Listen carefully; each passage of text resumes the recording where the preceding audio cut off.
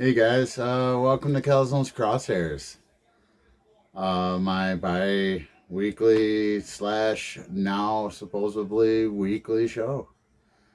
I'm going to be broadcasting on YouTube now, so everybody that has any type of internet or anything can actually watch the webisodes. So first on the agenda for today, we're going to talk about football. Michigan played Saturday along with Michigan State. Michigan played Northern Illinois. Man, was that a fun game to watch. Obviously, I am a Maize and Blue fan through and through, so the game was just a tragic mess for Northern Illinois. They just got scored on left and right. In my crosshairs for this week for the Michigan game, I'm going to go ahead and say Blake Corum. 3 rushing touchdowns, man. That guy just tore it apart. He dang near had 10 yards to rush. Average. The guy was a beast. And the backup quarterback, after Cade McNamara sat down, didn't do too bad. I don't think he even had 10 attempts, but completed most of them. Okay, and then now we got Michigan State and Miami, I think, played. Yes. Don't watch Michigan State too much. Obviously, I'm a Maize and Blue fan, so State does not hit too much of the radar.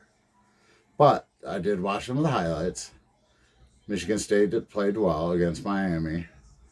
And I guess in my crosshairs for that game, I'm going to go ahead and say that Naylor guy, whoever that guy is. I'm sorry for you State fans out there. I don't know all these guys. All I know is from whatever highlights that I've seen is that Naylor was the guy to watch. Well, we got our Detroit Lions and the Green Bay Packers. Wow. What a weekend. And then the follow-up on Monday Night Football with that. Disappointing. Watched first half. First half was a game of football for me. I enjoyed it. I thought it was a good back and forth. First drive, we scored. I mean, like, Aaron Rodgers was not prepared to step onto the field for the first time in points for, like, in Lambeau. He was pretty surprised. Well, he did what he was supposed to do, and they came out and played like Green Bay did the second half. How many points did we score the second half, you ask? Nada. 0. None. So, safe to say I fell asleep in just about the fourth quarter.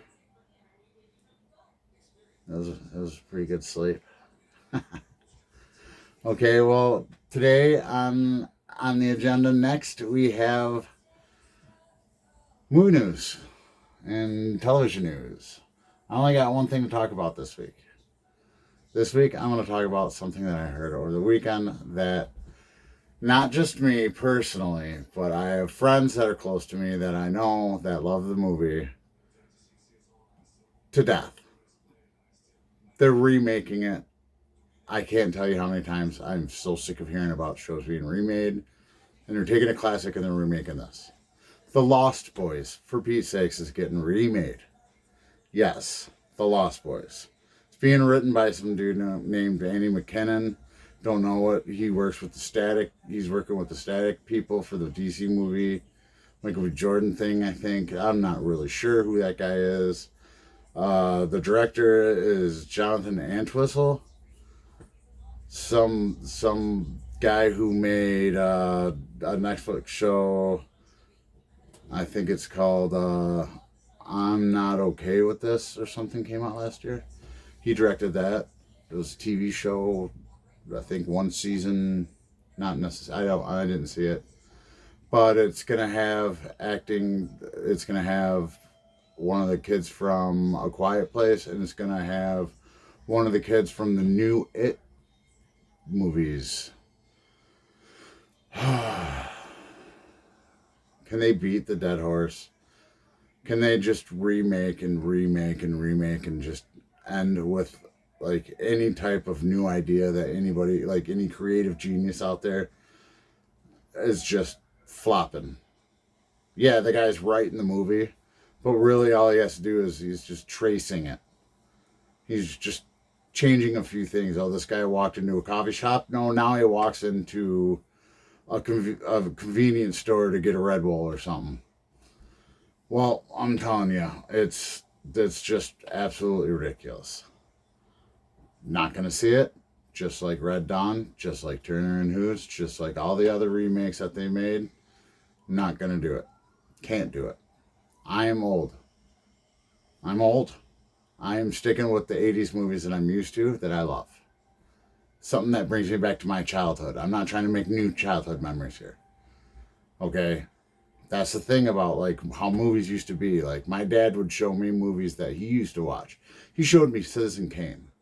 Okay, now he didn't show me some new remake of the movie. I watched this movie in black and white, and I loved it. I mean, stuff like that. You should stop it. Plain and simple, just stop it. Well, next on the list is comic books today. Obviously, I love me some comic books. So today I'm going to talk about one of the shows that's on the channel for the Mouse House. It's Marvel Zombies. The show did the comics no justice. Somewhat similar, somewhat not.